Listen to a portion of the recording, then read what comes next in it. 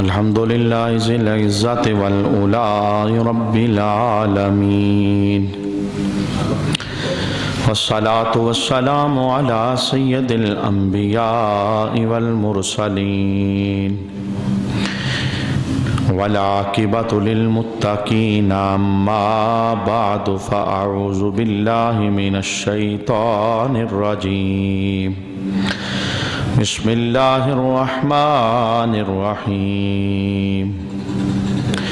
يا أيها الذين آمنوا عليكم أنفسكم لا يضركم من ضل إذا اهتديتم. صدق الله مولانا العظيم. إن الله وملائكته يصلون على النبي يا أيها الذين آمنوا صلوا عليه وسلموا تسليما. اللهم صل على سيدنا ومولانا محمد وعلى آل سيدنا ومولانا محمد وبارك وسلم وصل عليه. الصلاة والسلام عليك يا سيدي يا رسول الله. الصلاة والسلام عليك يا سيدي يا حبيب الله. الصلاة والسلام عليك يا سيدي يا شفيع المذنبين، وعلى آلك وأصحابك يا سيدي يا رحمة للعالمين. بعد حمد و صلاة لائق عزت و تکریم جمیع احباب سامعین علی وقار، آج کی جمعۃ المبارک کی نشست میں خلیفہ اول حضرت سیدنا صدیق اکبر رضی اللہ تعالی عنہ کی ذات والا شان کے عنوان پر ہم گفتگو سماعت کریں گے. آج کے خطبہ جمعہ میں تمام عالم اسلام میں آپ کی عظمتوں کو، آپ کی دین کی خاطر دی گئی قربانیوں کو خراج تحسین پیش کیا جائے گا. اور یہ وہ لوگ ہیں جنہوں نے اسلام کے اوائل کے اندر ہر طرح کی قربانی پیش کر کے اس دین کو ہمارے تک پہنچایا ہے. ہر سال ان کی قربانیوں کو خراج تحسین پیش کیا جاتا ہے.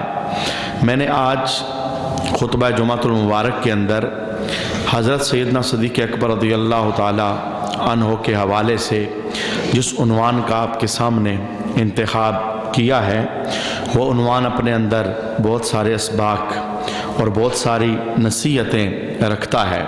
میرا عنوان یہ ہے: سیدنا صدیق اکبر رضی اللہ تعالی عنہ نے محبوب کریم علیہ السلام سے جو حدیثیں سنی ہیں، جو باتیں سنی ہیں، اور پھر وہ آپ نے آگے امت تک پہنچائی ہیں. آج میں ان حدیثوں سے کچھ حدیثیں آپ کے سامنے تلاوت کروں گا. ایک تو آپ کی ذات والا شان کو سلام بھی پیش ہو جائے گا، اور دوسرا آپ کے وسیلے سے جو اس امت کو رسول اللہ صلی اللہ علیہ وسلم کی زبان سے نکلے ہوئے مبارک کلمات میسر آئے ہیں، ان کا فیض بھی اللہ تبارک و تعالی ہمیں عطا فرمائے گا. بہت ساری حدیثیں ہیں جن کو حضرت سیدنا صدیق اکبر رضی اللہ تعالی عنہ نے روایت کیا ہے. اور یہ عنوان میں نے اس لیے عرض کیا کہ گزشتہ 2 سالوں کے اندر دیگر بہت سارے عنوانات آپ کی شان، آپ کی عظمت، آپ کی خلافت، آپ کی حکومت کے لحاظ سے ہم سماعت کر چکے ہیں. تو آج میں نے یہ ایک نیا سا عنوان، یعنی آپ نے جن حدیثوں کو روایت کیا ان حدیثوں کے اندر عنوانات کیا ہیں، اور آپ کے وسیلے سے جو اس امت کو علم کا خوبصورت اثاثہ میسر آیا، اس میں ہمارے لیے کیا روشنیاں ہیں، ہم یہ سیکھنے کی کوشش کریں گے. ہر حدیث کے اندر کوئی نہ کوئی سبق ہے، اور کردار اور عمل کے اعتبار سے سیکھنے والی کوئی نہ کوئی بات ہے. اللہ تبارک و تعالی ان احادیث سے نور سے ہم سب کو روشنی لینے کی توفیق عطا فرمائے، اور جناب سیدنا صدیق اکبر رضی اللہ تعالی عنہ نے امت پر جو یہ احسان کیا ہے کہ محبوب کریم علیہ السلام سے سنا ہے اور پھر سن کے اسے آگے امت تک پہنچایا ہے، پھر آگے نسل در نسل یہ ورثہ چلتا آیا، اور آج 1400 سال بعد بھی ہم اس فیض کو لینے کے لیے مسجد کے اندر حاضر ہیں۔ آئیے میں پہلی حدیث پاک آپ کے سامنے عرض کرتا ہوں۔ جناب حضرت سیدنا ابوبکر صدیق رضی اللہ تعالی عنہ اس حدیث کے راوی ہیں۔ اللہ کے محبوب کریم علیہ السلام نے ارشاد فرمایا، لا يدخل الجنت حب، تین بندوں کی حضور رحمت عالم صلی اللہ تعالیٰ علیہ وسلم نے اس حدیث کے اندر بات ارشاد فرمائی کہ تین بندے ایسے ہیں جو جنت کے اندر داخل نہیں ہوں گے۔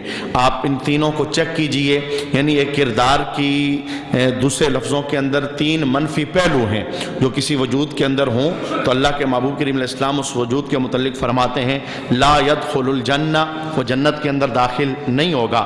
اگر ہم میں سے کوئی ایسا ہے جس کے اندر کردار کا یہ پہلو موجود ہے تو اسے توبہ کرنی چاہیے اور اس کردار کے منفی پہلو سے اپنے آپ کو بچانا چاہیے اور ویسے بننے کی کوشش کرنی چاہیے جیسے حضور ہمیں بننے کا حکم عطا فرماتے ہیں۔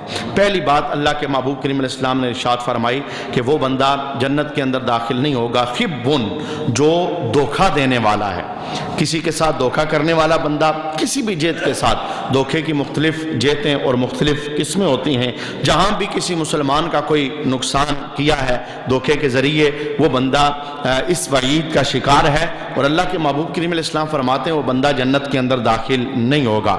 ہمارے معاشرے کے اندر دھوکہ باز بندے کو لائق بھی کہا جاتا ہے، زیرک بھی کہا جاتا ہے، چلاک بھی کہا جاتا ہے، جو انگلیوں پر دوسرے بندوں کو نچا لیتا ہے اور باتوں ہی باتوں کے اندر دوسرے بندوں کو قائل کر لیتا ہے۔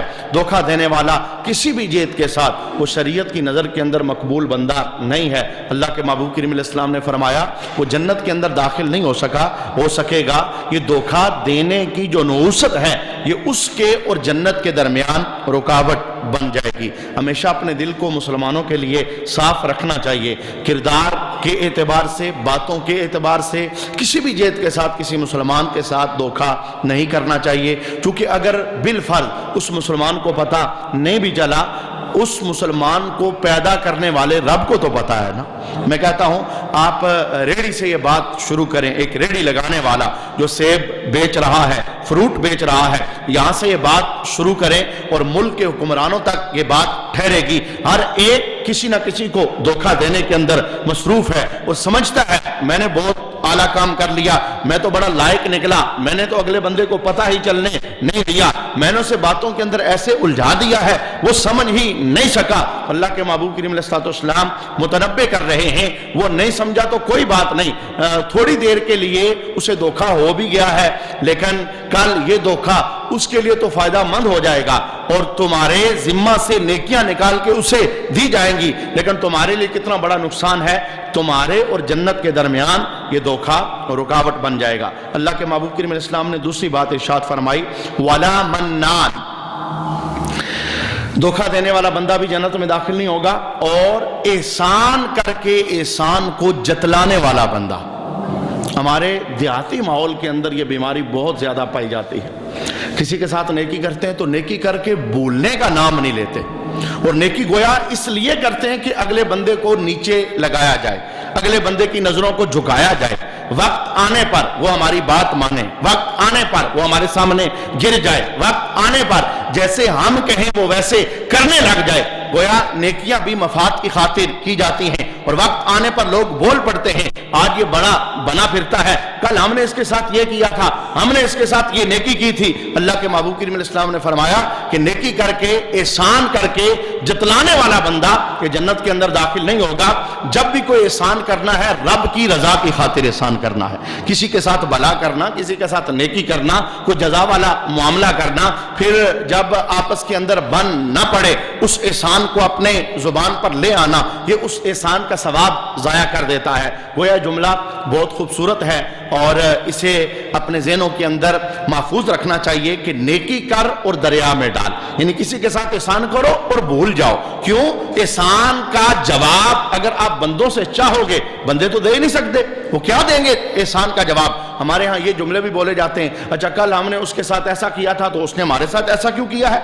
اسے تو اس سے بڑھ کر کرنا چاہیے تھا۔ ہم احسان بھی کرتے ہیں تو اس لیے کہ کل جب ہماری باری آئے تو کوئی ہمارے ساتھ اس سے بڑھ کر احسان کرے، اس احسان کا بھی کوئی ثواب نہیں ملتا اور اللہ کی بارگاہ سے کوئی اجر نہیں ملتا، اس نیکی کا پر بھی کوئی جزا میسر نہیں آتی۔ اسی نیکی اور احسان پر اللہ جزا دیتا ہے جو احسان فقط رب کی رضا کی خاطر کیا جائے، جس کے اندر للہیت موجود ہو، جس کے اندر اخلاص مندی موجود ہو۔ تو یہ دوسرا سبق تھا اس حدیث پاک کے اندر۔ اللہ کے محبوب کریم علیہ السلام نے ارشاد فرمایا کہ احسان کر کے احسان کو جتلانے والا بندہ اور موقع پر اس نیکی کو گن لینے والا بندہ، وہ بندہ جنت کے اندر داخل نہیں ہوگا۔ ولا بخیل، تیسرے نمبر پر اللہ کے محبوب کریم علیہ السلام کے اس فرمان کو حضرت ابوبکر صدیق رضی اللہ تعالیٰ عنہ نقل کرتے ہیں کہ تیسرے نمبر پر جو جنت میں نہیں جائے گا، ولا بخیل، جو بخل کرنے والا ہے۔ اللہ نے اسے مال دیا ہے لیکن بخیل ہے، یعنی بخل کو اگر دیکھنا چاہو تو اس جہت کے ساتھ آپ دیکھ سکتے ہو، مال کے جو فرض حقوق بنتے ہیں وہ ان حقوق کو ادا نہیں کرتا۔ چلیں جو نفلی صدقات ہیں اس میں تو وہ صدقہ کرے گا تو ثواب مل جائے گا، نہیں کرے گا تو کوئی پکڑ نہیں ہے، لیکن کم از کم جو مال کے فرض حقوق بنتے ہیں، مالدار ہے سال کے بعد زکوٰۃ ادا کرنی ہے، مالدار ہے سال کے بعد قربانی دینی ہے، مالدار ہے سال کے بعد رمضان میں صدقہ فطر ادا کرنا ہے، مالدار ہے تو بیوی بچوں کے جو حقوق اس پر لازم ہیں خرچ کے ذریعے سے بیوی بچوں کے اوپر خرچ کرنا ہے، اپنے وجود پر خرچ کرنا ہے۔ بخیل بندہ، اس کی شریعت نے بڑی مذمت بیان فرمائی ہے۔ اللہ کے محبوب کریم علیہ السلام نے ایک موقع پر یہ جملہ بھی ارشاد فرمایا تھا۔ حضور ارشاد فرماتے ہیں کہ جو بندہ مومن ہے وہ سب کچھ ہو سکتا ہے لیکن نہ وہ برے اخلاق والا ہو سکتا ہے اور نہ وہ بخیل ہو سکتا ہے۔ جو ایمان والا بندہ ہے اس میں باقی برائیاں آ سکتی ہیں لیکن اس کا اخلاق برا ہو جائے، بد خلق ہو جائے، اس کی زبان پھسل جائے، ایسا نہیں ہو سکتا۔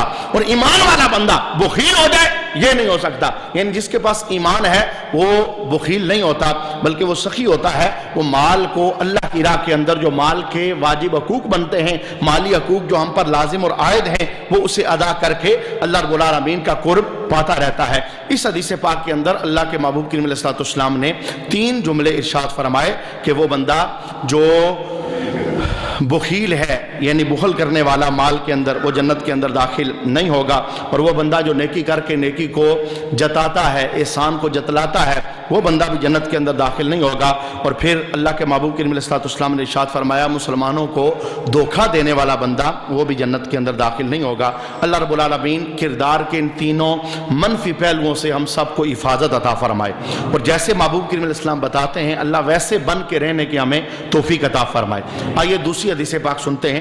جناب حضرت سیدنا ابوبکر صدیق رضی اللہ تعالی عنہ دوسری حدیث پاک کو نقل فرماتے ہیں۔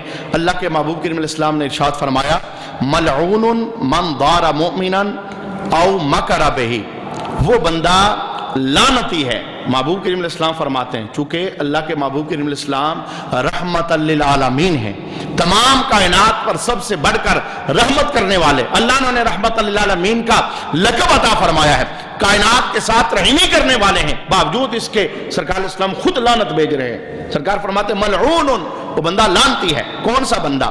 من ضار مؤمنا او مکر بہ، جس بندے نے کسی مسلمان کو نقصان پہنچایا اور مسلمان کے ساتھ فریب کیا، وہ بندہ لعنتی۔ میں کہتا ہوں دودھ میں پانی ملانے سے لے کر مرچوں کے اندر وہ کھوٹ ملانے تک، سونے کے اندر ملاوٹ کرنے تک، یعنی کس جہت کے ساتھ آپ دیکھنا چاہو گے ہمارے ماحول کے اندر ملاوٹ، بند کمروں کے اندر گناہ کر کے مسلمانوں کو دھوکہ دے کے یہ سمجھتے ہیں مسلمان کو پتہ نہیں چل سکا، لیکن اللہ رب العالمین بتا رہا ہے اور کسی کو پتہ چلے یا نہ چلے میں تمہارا رب ہوں، مجھ سے تو کوئی چھپ نہیں سکتا۔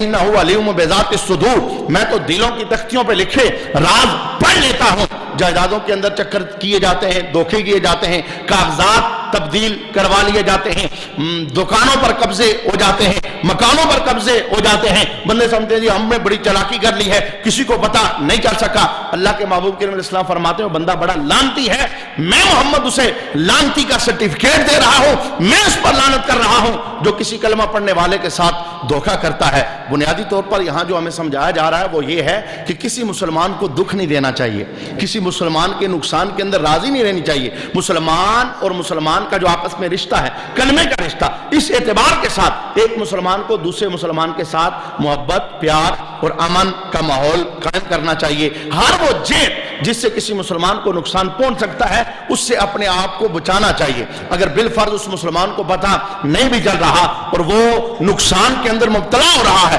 हमें इस बात का पता है, तो हमें कम हक को कोशिश करनी चाहिए और उस मुसलमान को नुकसान से बचाना चाहिए। तो अल्लाह के महबूब करीम इस्लाम ने इस हदीस पाक के अंदर कि जो बंदा मुसलमानों को धोखा देता है, फरेब देता है, उस बंदे पर सरकार अलैहिस्सलाम ने लानत भेजी। अगली हदीस पाक यानी तीसरे नंबर पर आज के नशिस्त में हम सुनना चाहेंगे बहुत खूबसूरत हदीस पाक। इस वक्त मुसलमान यानी इक्तिदात मुसलमानों की है जो इस अमल से अपने आप को दूर किए हुए, ये अमल अगर अपना ले तो इसकी जजा क्या है, और अगर इस अमल को बंदा छोड़ ले तो इसकी सजा क्या है। ये इज्तिमा जो जुमे का है, इस जुमे के इज्तिमा के अंदर भी अगर मैं ये बात कहूँ तो ये बात गलत नहीं होगी, 70% लोग ऐसे आते हैं जो इस फेल से अपने आप को दूर किए हुए हैं। वो ये फ़र्ज तो अदा करते हैं लेकिन जिसकी तरफ अल्लाह के महबूब करीम इस्लाम इशारा कर रहे हैं वो इस फ़र्ज से अपने आप को दूर किए हुए हैं। पूरी तवज्जो के साथ सुनिए। हज़रत अबू बकर सदीक़ रज़ियल्लाहु ताला अन्हु इस हदीस पाक को भी नकल करते हैं। सरकार अलैहिस्सलाम ने इरशाद फरमाया, मन सल्ला सुबह फ़हुवा फ़ी ज़िम्मतिल्लाहि, फरमाया जिस बंदे ने सुबह की नमाज जमात के साथ अदा की, अल्लाह उसे अपने ज़िम्मे करम में ले लेता है, अल्लाह उस पर अपनी हिफाजत की मोहर लगा लेता है। यानी हमारे यहाँ मुसलमानों के अंदर ये बात शायद ज़हनों के अंदर दाखिल हो गई कि साल के बाद रमज़ान है, उस ही में नमाज पढ़नी है, या हफ्ते के बाद जुमा है, जुमे ही में नमाज पढ़नी है, हर रोज़ 5 नमाजें, ये आज मुसलमान की ज़िंदगी से निकलती चली जा रही हैं। अपने घरों का जायज़ा लीजिए, मैं आपको मोहल्ले का नहीं कह रहा, क्योंकि जिस मोहल्ले के अंदर कोई बंदा होता है, अब मुझे पता है इस मोहल्ले के अंदर कितने ऐसे हैं जो फजर के अंदर नहीं आते, फजर की अजान हो गई लेकिन मस्जिद के साथ उनका घर जुड़ा है लेकिन फिर भी वो सो रहे हैं, उन्हें तौफीक नहीं होती कि वो अल्लाह के घर में आके सजदा दे सकें। ये सिर्फ एक इस मस्जिद की बात नहीं है, बेशुमार मसाजिद ऐसी हैं। मस्जिद तो बना दी पल भर में,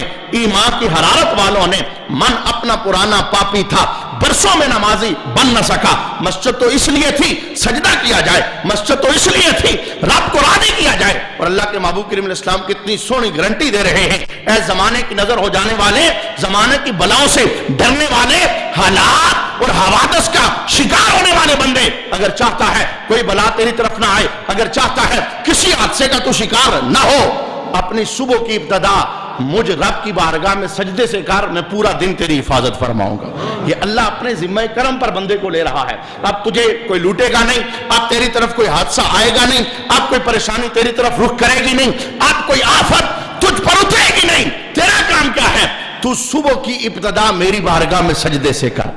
मैं कहता हूँ हज़रत सैयदना अबू बकर सदीक़ रज़ियल्लाहु ताला अन्हु के वसीले से ये जो हदीस पाक हमने समाअत की है, महबूब करीम इस्लाम फरमाते हैं जो सुबह की नमाज पढ़ता है जमात के साथ, अल्लाह उससे अपने ज़िम्मा एक करम पर ले लेता है। आप जितने इस वक्त समाअत कर रहे हैं, इरादा करें सिर्फ सुबह की नहीं, हमने 5 की 5 नमाजें अल्लाह की बारगाह में अदा करनी है। जानवर भी खाते हैं, ये भी खाता है, वो भी सोते हैं, ये भी सोता है, वो भी ख्वाहिश पूरी कर लेते हैं, ये भी ख्वाहिश पूरी कर लेता है। बंदा बंदा तब बनता है जब बंदगी से अपने आप को मुनव्वर करने वाला होता है। 24 घंटे के अंदर 5 टाइम सजदा उसकी जिंदगी के अंदर पुख्ता हो जाता है, वो बंदा कहलाने का हकदार होता है। अल्लाह रब्बुल आलमीन हम सबको पंजगाना नमाज पाबंदी से पढ़ने की तौफीक अता फरमाए। अच्छा, इस हदीस पाक का दूसरा जुमला सुनिए। महबूब करीम इस्लाम इरशाद फरमाते हैं, फला तुग़फिरुल्लाह फी आदिही, अल्लाह के महबूब करीम इस्लाम ने इरशाद फरमाया कि तुम अल्लाह से किए हुए वादों को ख़त्म ना करो, वादे ना तोड़ो। तुमने कोई अल्लाह से वादा किया हुआ है, आज किया हुआ है, मैं बताता हूं कौन सा आदा हमने अल्लाह से किया हुआ है। फिर सरकार इस्लाम ने फरमाया, फमन क़तलहु तलबहुल्लाहु हत्ता युकब्बहु फिन्नार अला वजहिही, वो बंदा जिसने अल्लाह से किया हुआ वादा तोड़ दिया, अल्लाह ताला उस बंदे को अपनी बारगाह में तलब करेगा, हत्ता के अल्लाह उसे आग में मुंह के बल ऊंधा करके गिरा देगा। अल्लाह से किए हुए वादों को ना तोड़ो, उन वादों को निभाओ। अल्लाह तुम्हें अपनी बारगाह में तलब करेगा और उन वादों के मुतालिक पूछेगा। हमने सबसे बड़ा अल्लाह की बारगाह में कौन सा वादा किया?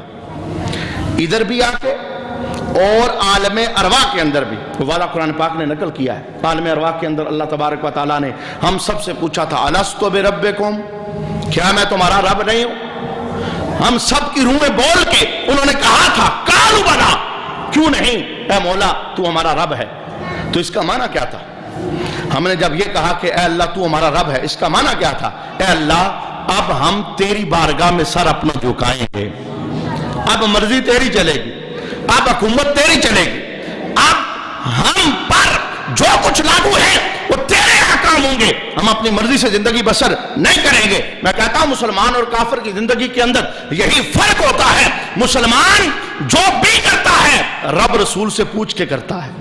جو میں قدم اٹھانے لگا ہوں مجھ سے میرا اللہ راضی ہے کہ نہیں، مجھ سے میرے رسول راضی ہے کہ نہیں، اور کافر جو بھی کرتا ہے اس کے ہاں اللہ رسول کی رضا پیش نظر نہیں ہوتی، چونکہ وہ کافر ہے، اس نے نہ اللہ کو مانا نہ اللہ کے رسول کو مانا، وہ من مانی زندگی بسر کرتا ہے۔ اور مسلمان من مانی زندگی بسر نہیں کرتا، مسلمان جکڑا ہوا ہے، بندھا ہوا ہے، قید خانے کے اندر ہے، یہ زنجیروں میں جکڑا ہوا ہے، یہ اپنی مرضی سے کچھ نہیں کرتا، جب بھی کوئی کام کرتا ہے رب رسول کی مرضی سے کرتا ہے، اور پھر اس پر رب العالمین سے جزائیں عطا فرماتا ہے اور انعامات عطا فرماتا ہے۔ ہم نے سب سے بڑا وعدہ اللہ کی بارگاہ میں یہ کیا ہے، جب ہم نے پڑھا لا الہ الا اللہ، کلمہ پڑھ کے ہم مسلمان ہوئے، ہم نے کہا اللہ تیرے سوا کوئی عبادت کے لائق نہیں، ہم تیری عبادت کریں گے، ہم تجھے سجدہ کریں گے، ہم تیری بارگاہ میں سر رکھیں گے۔ ہم نے یہ وعدہ توڑ کے وعدہ اللہ کی بارگاہ میں توڑ کے ہم نے اللہ کی ناراضگی مول لی ہے، ہم نے نہیں عبادت کی اللہ کی، ہم نے نہیں سجدہ کیا اللہ کی۔ کتنے مسلمان ایسے ہیں جن کی زندگی کے اندر نماز ہے ہی نہیں، نماز نام کی چیز نہیں، اگر کبھی انجانے کے اندر مسجد کے سامنے سے گزر بھی ہو جائے وہ مسجد کے دروازے پہ کھڑے ہو جاتے۔ کتنے لوگ ایسے ہیں کہا جائے آؤ جنا، نہیں آپ پڑھ کے آئے میں باہر کھڑا ہوتا ہوں، توفیق ہی نہیں ہے مسلمان، آئی ڈی کارڈ میں مسلمان لکھا ہے، پاسپورٹ میں مسلمان لکھا ہے، مسلم کمیونٹی کے اندر اپنے آپ کو بسیرا کر کے باور کرواتے ہیں ہم کلمہ پڑھنے والے ہیں، لیکن کلمہ پڑھنے والے کا سب سے بڑا اعزاز کیا ہے؟ اس نے رب سے ایک وعدہ کیا ہے، اے میرے اللہ تو میرا معبود ہے، میں تیری عبادت کروں گا، میں تیرے سامنے جھکوں گا، میں تیرے سامنے سجدہ کروں گا۔ اب اگر بندہ سجدے سے قاصر ہو جائے، عبادت سے قاصر ہو جائے، اور میں کہوں گا عبادت صرف سجدے ہی کا نام نہیں، عبادت کا مفہوم بڑا وسیع ہے، جدھر جدھر اللہ بلائے اگر ادھر ادھر آپ نظر آئیں، اور جہاں جہاں سے اللہ روکے ادھر ادھر سے آپ رک جائیں، سمجھ لیں کہ اللہ نے آپ کو اپنی بندگی کا شعور عطا فرمایا ہے، یعنی آپ کے پیش نظر رب کی رضا یوں ہے، جہاں اللہ بلاتا ہے آپ پہنچ جاتے ہیں، جہاں سے اللہ روکتا ہے آپ رک جاتے ہیں۔ تو اس حدیث پاک کے اندر جو دوسرا جملہ اللہ کے محبوب کریم علیہ السلام نے ارشاد فرمایا کہ اللہ کے ساتھ جو تم نے وعدے کیے ہیں ان وعدوں کو توڑو نہ، اگر وعدے توڑو گے تو کل اللہ مطالبہ کرے گا، اپنی بارگاہ میں کھڑا کرے گا اور منہ کے بل تمہیں دوزخ کے اندر ڈالا جائے گا۔ آخری حدیث پاک آج کی نشست کی سماعت کریں۔ حضرت ابوبکر صدیق رضی اللہ تعالی عنہ اس حدیث کو روایت کرتے ہیں، محبوب کریم علیہ السلام نے ارشاد فرمایا ما من رجل یذنب ذنبا، وہ بندہ جس سے انجانے میں گناہ ہو جاتا ہے، غلطی ہو جاتی ہے، انسان خطا کا پتلا ہے، گناہ ہو جاتا ہے، فیتودع، وہ وضو کرتا ہے، فیحسن الوضوء، اور اچھا وضو کرتا ہے، ثم یصلی رکعتین، پھر 2 رکعت توبہ کے نفل پڑھتا ہے، ویستغفر اللہ الا غفر لہ، پھر وہ اللہ کی بارگاہ میں توبہ کرتا ہے تو اللہ اس کے اس گناہ کو معاف فرما دیتا ہے۔ اس حدیث پاک کے اندر جو عنوان بیان ہوا کہ جب مسلمان سے گناہ ہو جائے تو اسے گناہ پر مزید دلیر نہیں ہونا چاہیے، اس گناہ کو بلانا نہیں چاہیے، جب کبھی گناہ ہو جائے تو پھر کیا کرے؟ وضو کرے، 2 رکعت توبہ کے نفل پڑھے، پھر اللہ کی بارگاہ میں معافی طلب کرے، ایسا کرے گا کیا ہوگا؟ اللہ فرماتا ہے میں رحیم ہوں، میں تمہارے گناہوں کو معاف فرما دوں گا۔ لیکن میں کہتا ہوں ہمارا ماحول معاشرہ دیکھیے نا، کوئی ہے ایسا جھوٹا جس نے توبہ کر کے گناہ سے رب کی بارگاہ میں معافی مانگی ہو، 2 نفل پڑھے ہوں، اے اللہ آج کے بعد میں جھوٹ نہیں بولوں گا؟ کوئی ایسا بے نمازی جس نے توبہ کی ہو آج کے بعد میں نماز نہیں چھوڑوں گا؟ کوئی ہے ایسا سود کھانے والا جس نے کہا ہو اے اللہ آج کے بعد میرا جو سیونگ اکاؤنٹ ہے میں نے بند کروا دیا ہے، کرنٹ اکاؤنٹ میں نے کھلوایا ہے، آج کے بعد سود میری گھر میں، میری زندگی میں، میرے کاروبار میں داخل نہیں ہو سکے گا؟ کوئی ہے ایسا سودی؟ کوئی ہے ایسا ملاوٹ کرنے والا؟ کوئی ہے ایسا دھوکہ کرنے والا؟ نہیں، یہاں گناہ ہے، تو تسلسل سے گناہ ہے، یہاں برائی ہے تو تسلسل سے برائی ہے۔ اور میں کہتا ہوں یہ سب سے بڑا گناہ ہوتا ہے جب گناہ کرنے کے بعد بندے سے احساس ختم ہو جائے، یہ بہت بڑا گناہ ہوتا ہے۔ ایک تو ہے نا بندے کے جب احساس ہوگا توبہ کی طرف بڑھے گا کہ میں غلط کر رہا ہوں، میں گناہ کر رہا ہوں۔ اگر بندے کو احساس ہی ختم ہو جائے، یعنی وہ گناہ کرتا ہے پر احساس اس کے دل میں نہیں ہے کہ میں نے غلطی کی ہے، گناہ کی ہے، اب معافی وہی مانگے گا، توبہ وہی کرے گا، 2 نفل وہی ادا کرے گا، روئے گا وہی جس کے دل میں احساس پیدا ہوگا کہ میں گناہ گار ہوں، مجھ سے غلطی ہو گئی، خطا ہو گئی، مجھ سے میرا اللہ ناراض نہ ہو جائے۔ جب یہ توفیق بندے کو اللہ تبارک و تعالیٰ عطا فرماتا ہے تو پھر اپنی بارگاہ میں جھکنے کا اللہ اسے نور بھی عطا فرماتا ہے۔ میں کہتا ہوں حضرت سیدنا صدیق اکبر رضی اللہ تعالیٰ عنہ کی مبارک زندگی کے جو یہ پر نور گوشے ہیں، یعنی انہوں نے محبوب کے جو مبارک کلمات امت تک پہنچائے ہیں، ان میں سے جو آخری آج ہم نے حدیث پاک سماعت کی ہے، سارے بندے اپنی زندگیوں کو چیک کیجئے۔ اگر کسی کی زندگی میں جھوٹ ہے، کسی کی زندگی کے اندر وعدہ خلافی ہے، کسی کی زندگی کے اندر غیبتوں کا سلاب ہے، کسی کی نظر گندی ہے، کسی کے کان گندے ہیں، کسی کی زبان سے گالیاں نکلتی ہیں، کوئی 5 ٹائم سجدے سے اپنے آپ کو غیر حاضر پاتا ہے، کسی کو اللہ نے مال دیا ہے اس کا حق ادا نہیں کرتا، کوئی سودی لین دین کرتا ہے، کسی کے پاس کسی کی غصب شدہ جائیداد موجود ہے، کسی مسلمان کے ساتھ دھوکہ کر کے اس کا مال اپنے ہاتھ میں رکھا ہوا ہے اور ادا نہیں کر رہا۔ گناہوں پر غور کرتے چلے جائیں، اور اگر ضمیر کا مفتی کسی جگہ آپ کو فتویٰ دے دے واقعی تو نے غلط کیا ہے، تو اللہ کی بارگاہ کے اندر اس گناہ کا ازالہ کر کے سچی توبہ کرنے کی کوشش کریں۔ اللہ اپنے محبوب کی زبان سے وعدہ دے رہا ہے تم توبہ کرو گے تو میں تمہارے گناہوں کو معاف فرما دوں گا۔ اللہ رب کی بارگاہ کے اندر دعا ہے اللہ رب العالمین اس عنوان کو سیکھ کر ہم سب کو عمل کی توفیق نصیب